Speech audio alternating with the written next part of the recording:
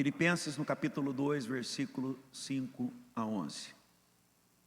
Tende em vós, ou seja, vocês precisam ter, cada um de vocês, o mesmo sentimento que houve também em Cristo Jesus. Ou seja, vocês têm que entender que a palavra que está sendo trazida hoje não é um conselho, é uma ordem do Senhor dizendo, você tem que ser assim. Não é um conselho, não há opção.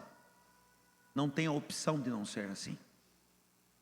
Pois ele, subsistindo, ou seja, na eternidade, em forma de Deus, não julgou como usurpação o ser igual a Deus. Antes, a si mesmo, ele mesmo, partiu dele, se esvaziou. Assumindo a forma de servo, tornando-se em semelhança de homens, e reconhecido em figura humana, a si mesmo se humilhou. E essa é a parte que nós fazemos grande confusão. Sabemos que Jesus foi humilhado, contanto a palavra não leva em conta o fato de Jesus ter sido humilhado, mas leva em conta o fato dele ter se humilhado. Há uma revelação profunda nisso daqui, profunda. Não importa o quanto os romanos bateram nele, não importa a coroa de espinho que colocaram nele, não importa que rasgaram as suas roupas, Deus não considerou essas coisas como dignas de mérito. E a gente muitas vezes acha que isso foi digno de mérito. A gente faz confusão na palavra. A palavra não diz que humilharam a Jesus, apesar da palavra falar em alguns lugares que ele seria humilhado. Mas o que a palavra dá mais destaque é que ele se humilhou. São coisas completamente diferentes. Uma coisa é alguém chegar para você e te humilhar. Outra coisa é, além de alguém te humilhar, você se colocar abaixo do lugar que essa pessoa te colocou.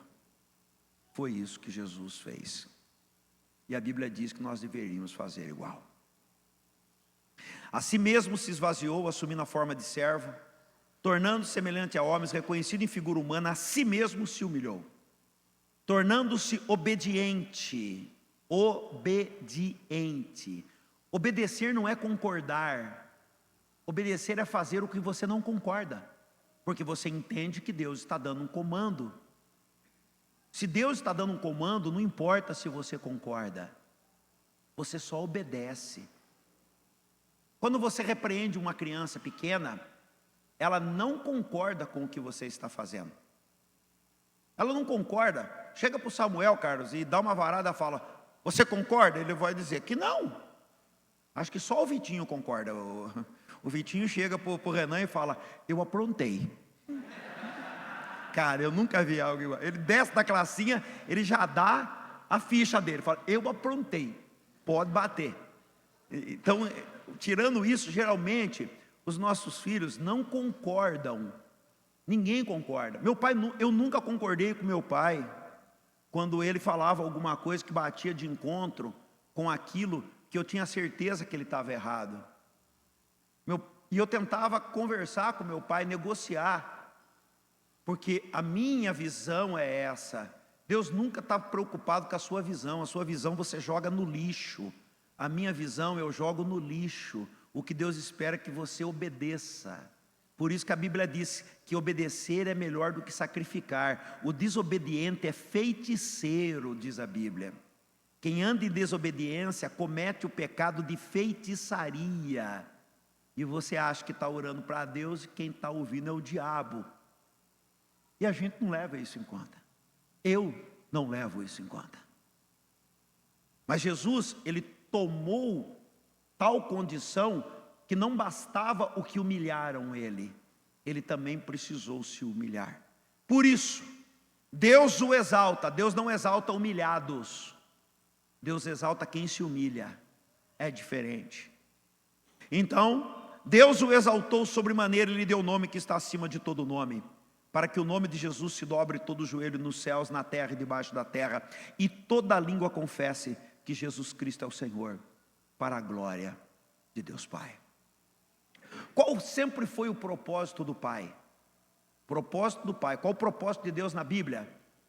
O propósito de Deus na Bíblia é me levar para o céu. Não é. Isso é uma consequência do propósito dele. Qual é o propósito de Deus? Revelar Jesus. Deus, desde o início, desejou revelar Jesus para toda a humanidade.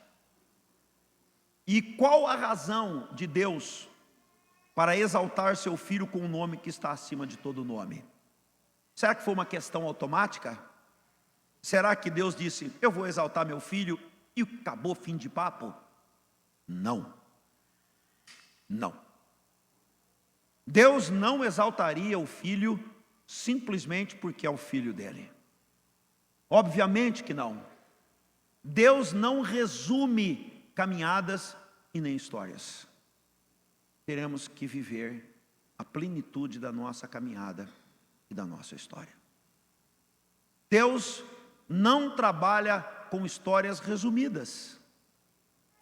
O Senhor estabelece um princípio na qual o Filho dele seria exaltado. Há um princípio para a exaltação do nome de Jesus. E não é simplesmente o Pai dizendo, eu quero te exaltar. Eu já escutei muita profecia desse tipo. Deus quer te exaltar, Deus quer te exaltar, Deus quer te exaltar. Ué, cara pálida, e daí que Deus quer me exaltar? Tem que ter alguma coisa nesse meio termo. Porque se Deus quisesse te exaltar de qualquer jeito, Ele faria. Mas não é assim que funciona.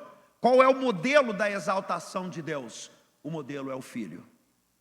A minha mãe não poderia estar ouvindo o que eu vou dizer para vocês aqui hoje, porque ela ia sair daqui revoltada e ia bater numa pessoa hoje. Mas eu preciso compartilhar um negócio muito interessante. Eu quero dizer para você que nem para Jesus, o único Filho verdadeiro de Deus, Deus criou atalho para a vida dele. Então esqueça, Ele não vai criar para você. Eu quero um atalho para Deus me honrar. Não tem. Não tem atalhos para a honra de Deus. Não tem. Aí você fala, meu Deus, então é por isso, eu estou sendo humilhado, espremido, e eu não estou vendo a mão de Deus. Não estou sentindo. É porque tem um processo que já não depende mais de Deus, mas depende de você. Deus estabeleceu, já estou cansado. Deus estabeleceu um processo para a materialização da honra que seu filho receberia.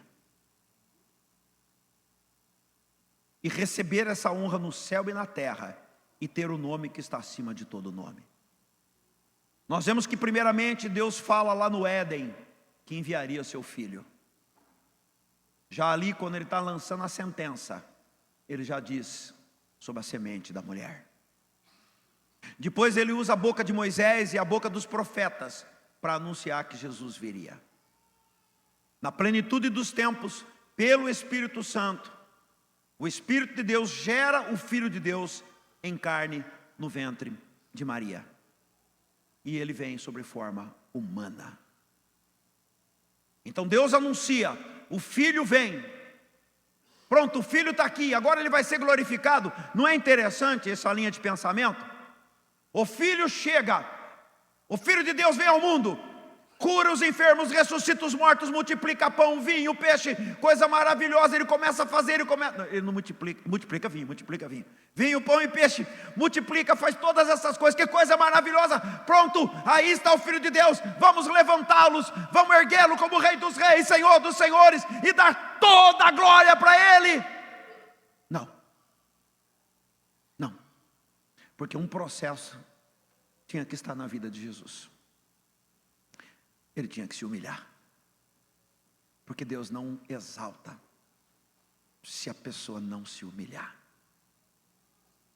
Não tem. Meu Deus, Ele estava aqui, Ele é Rei dos Reis, Senhor dos Senhores, médico dos médicos, tudo já estava na plenitude nele.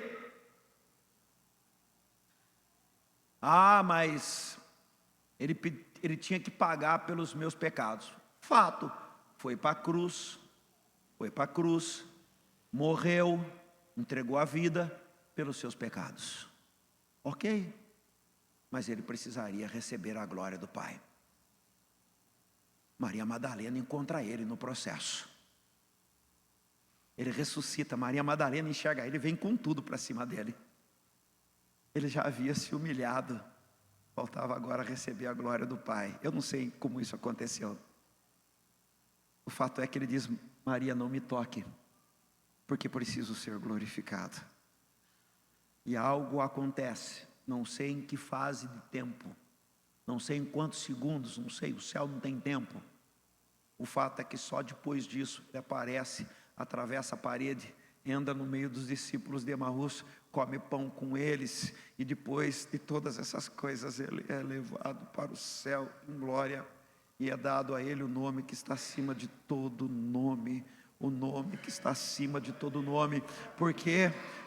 Porque ele se humilhou. Não foi o Pai que humilhou Jesus, o Pai o enviou para que ele se humilhasse.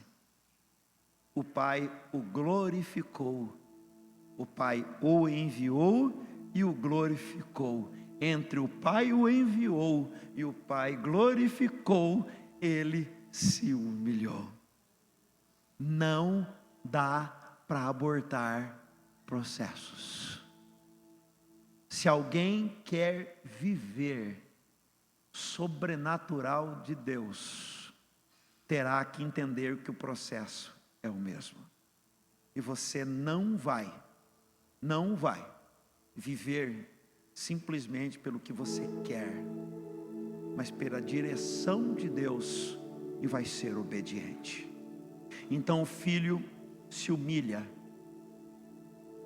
O papel do pai é enviar e exaltar, mas o filho tem que se humilhar. Os homens humilharam Jesus, ele foi cuspido, envergonhado, nu, desprezado. Mas isso não bastava. Não basta a humilhação que você está passando. E agora vem a parte mais dura. Isaías 53, versículo 7 diz: ele foi oprimido e humilhado. Ele foi oprimido e humilhado, mas não abriu a sua boca. Consegue entender? Ele foi oprimido e humilhado. Isso significa que alguém fez isso por ele, mas não era o suficiente. Agora ele tinha que partir por um outro processo. Não abriu a sua boca. Aí ele se humilhou. Às vezes fica escondido e você não percebe. Ele foi humilhado, oprimido. Lembrei, e os coaches não gostam. Os coaches dizem: não, você não aceita, você não sei o que. Cara, não é isso. Não aceitar é um procedimento de dentro do seu coração. Eu não aceito nenhuma palavra maligna lançada contra mim. Contudo, a resposta contra alguém não está na minha boca, mas no Senhor. E é isso que eu quero explicar para você. Ele foi humilhado, mas não abriu a sua boca. E como cordeiro foi levado ao matadouro, e como ovelha muda perante os seus tosqueadores, ele não abriu a sua boca. Olha para o irmão que está do lado seu. Eu não gosto disso, mas eu vou fazer isso. Odeio quando o pastor faz isso, né? Mas eu vou fazer. Olha para o irmão que está do lado, olha bem para ele e diga assim, com amor. Fala para ele, com amor: cala a boca.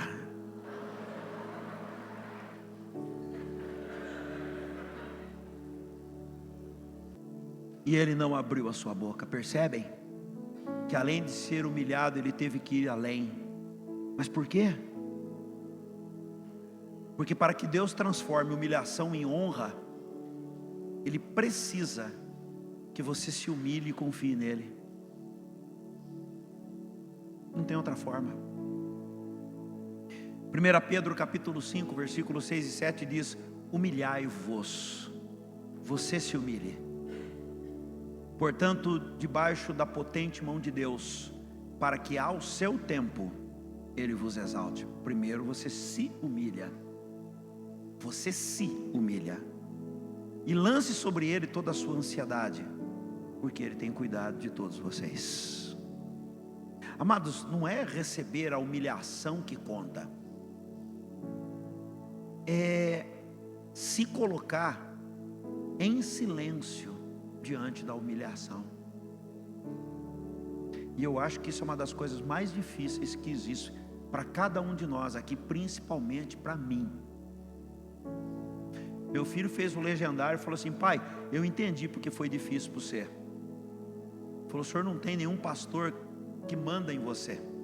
Aí você chega no legendário, vê um pivete dando ordem para você, você tem vontade de dar na lata dele. Eu falo: está explicado. Seria mais ou menos assim. Talvez na sua família pode ter muito disso, pessoas que te humilham. E talvez já disseram para você que te odeia, que não gosta de você, ou que você não vale nada. O pastor Joel não está aqui, ele ia dar um testemunho do que aconteceu no legendário dele, muito lindo, mas ele vai dar no outro dia. E aí, diante de alguém que diz: eu te odeio, de alguém que diz: você não vale nada, você é capaz de ficar em silêncio e olhar para essa pessoa com amor. A vida cristã, meus irmãos, ela não é isenta de humilhações. O problema é que nós não nos humilhamos. Nós não gostamos de perder. Não gostamos de perder. Nós gostamos, segundo a minha esposa, de dar sempre a última palavra. E ela está certa. A gente não leva desaforo para casa. Você leva desaforo para casa? Faça uma análise. Você leva? Quando a tua esposa fala aquele monte para você, e você sabe que, como sempre, ela está errada, e nem mesmo assim eu falei errado, como sempre ela está certa e você errado, e aí você diz assim: está tudo bem. É assim que casamentos dão certo, tanto de um lado quanto do outro. E eu vou ler uns versículos aqui de 1 Samuel, no capítulo 25, que fala sobre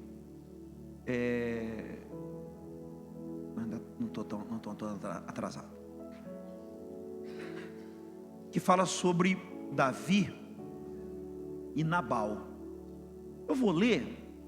Você deve conhecer essa história, mas ela nunca foi tão verdadeira para mim como nesse momento. O meu legendário ainda continua, né? Eu vou pôr os versículos aqui, eu já passei para a mesa, então ela vai projetando conforme eu vou lendo. Eu pulei bastante porque o texto é muito grande. Vamos lá.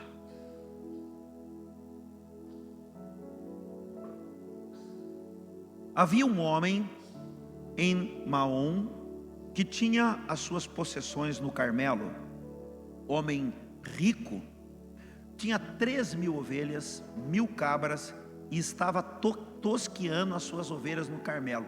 Tosquear é o último processo, significa que tudo deu certo durante o período. É o momento de prosperidade de uma pessoa. Os ladrões roubavam as ovelhas antes de chegar no tempo da tosquia. Nabal era o nome desse homem, e Abigail o de sua mulher. Essa mulher era sensata e muito bonita. Porém, o homem era duro e maligno em todo o seu trato. Era ele da casa de Calebe, ou seja, ele tinha um pai bom. Ouvindo Davi no deserto que Nabal tosqueava as suas ovelhas, enviou 10 moços, que lhes disse: suba ao Carmelo, vai até Nabal e pergunta em meu nome como ele está. Direis àquele homem próspero: paz seja com você, tenha paz na sua casa, e tudo que você possui tenha paz. Chegando, pois, os moços a Davi, tendo falado a Nabal todas essas palavras em nome de Davi, aguardaram. Respondeu Nabal aos moços de Davi e disse: quem é Davi? E quem é o filho de Jessé? Muitos são hoje em dia os servos que fogem ao seu senhor. Tomaria, pois, o meu pão, a minha água e a carne das minhas reses que degolei para os meus tosqueadores, e eu vou dar aos homens que eu não sei de onde vêm? Versículo 13: pelo que disse Davi aos seus homens: cada um cinja a sua espada. E cada um cingiu a espada, e Davi também cingiu a sua. Subiram após Davi 400 homens, e 200 ficaram com a bagagem. Se você for ver quem é os 400 caras que Davi levou, era cara que matava um leão no braço, matava o urso com uma lança. Olha os caras que Davi levou.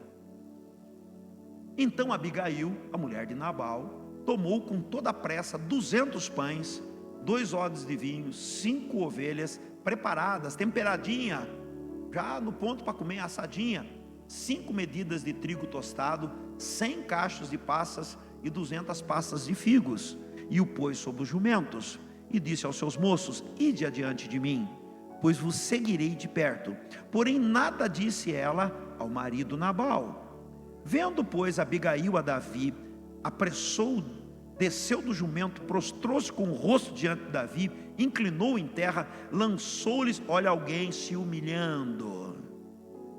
Quem se humilha, vence. Quem se humilha, lançou aos pés e disse: ah, meu Senhor, caia a culpa sobre mim. Permite falar a tua serva contigo, e ouve as palavras da tua serva. Não se importe o meu senhor com esse homem de Belial, a saber, com Nabal, porque o que significa o seu nome, ele é. Nabal significa tolo, escroto, um monte de palavra que a gente pode ter hoje. Nabal é o seu nome, loucura está com ele. Eu, porém, tua serva, não vi os moços que o meu senhor me enviastes. Perdoa a transgressão da tua serva, pois de fato o Senhor te fará casa firme, porque peleja as batalhas do Senhor e não se enche de mal em ti por todos os teus dias. Perceba bem que essa mulher iria perder os filhos dela. Davi iria matar todo o homem daquela casa, iria matar o marido e seus filhos. A humilhação desta mulher que colocou o rosto em terra salvou a sua família. Mulheres que põem o rosto no pó salvam suas famílias.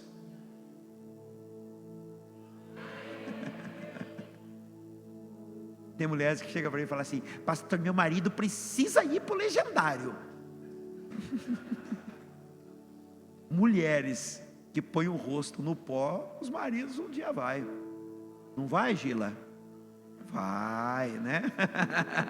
Tem que orar. O Gil falou: eu acho que eu não vou não, pastor. Vai, você vai. Todo mundo, quando tem uma esposa em casa que põe o rosto no chão, a vida do homem se torna mais fácil para ele dirigir a casa. Então olha o que Davi diz para Abigail: bendito o Senhor, o Deus de Israel, que hoje te enviou ao meu encontro, e bendita seja a tua prudência, e bendita seja tu mesma, que hoje me tolhestes de derramar sangue, e por tua própria mão me vingasse.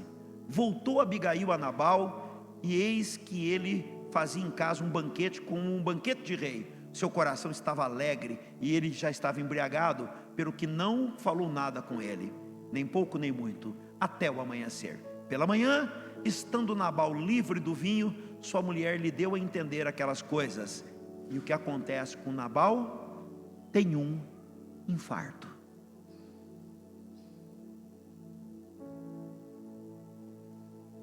Amorteceu nele o coração, e ficou como pedra, e morreu em 10 dias.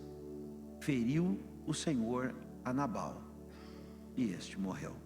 Se você continuar a história, sabe que Abigail casou com Davi. Foi muito bom para ela. Ela perdeu um homem ruim pra caramba, e encontrou um rei segundo o coração de Deus, porque se humilhou. Mas algo que me chama a atenção nesse texto é como Davi reage como qualquer um de nós quando somos atacados. Qual foi a reação de Davi quando foi humilhado por Nabal? Eu vou matar esse desgraçado, eu vou pegar esse cara. Não é assim com você? Não é assim comigo? Quando alguém levanta a voz acima da sua, você não quer gritar um pouco mais alto? Não é assim que acontece com a gente quando somos humilhados, talvez pelo chefe no nosso trabalho? Juninho se manifestou aí? Aleluia, Ju. Não é assim que acontece com todo mundo? Será que todos nós não somos confrontados todos os dias e nós não temos a nossa razão e um monte de coisa para falar para aquela pessoa que estava ou que está tentando nos ferir? Mas como Deus exalta uma pessoa? Quando ela entrega ao Senhor, se humilha e obedece. Davi elogia Abigail e diz: você me fez entrar no princípio de Deus que eu havia me esquecido. Obrigado, Abigail. Eu iria fazer vingança. Repara que é o mesmo Davi que não quis fazer vingança como Saul. Mas tem momentos na vida que a gente perde a direção de Deus. Tem momentos que a raiva é tão grande que você esquece do princípio que já estava estabelecido na sua vida. E Davi fez a mesma coisa. Ele perdeu o princípio. E Abigail colocou Davi de volta no princípio. E como Davi aceitou a humilhação, a vingança veio do Senhor, que matou Nabal. E eu não quero que o homem morra, pelo amor de Deus. Eu abençoo ele, nada a ver. Ele é abençoado. Mas o que acontece com as pessoas? Elas querem tomar vingança. E a Bíblia diz: minha é a vingança, diz o Senhor. Jesus diz: orem pelos que perseguem vocês, orem pelos que caluniam vocês.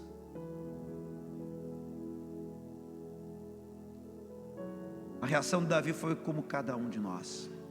Eu confesso que pensei realmente em jogar o prato de comida, a comida na cara daquele senhor, e ir embora para minha casa descansar, porque eu estava bastante cansado.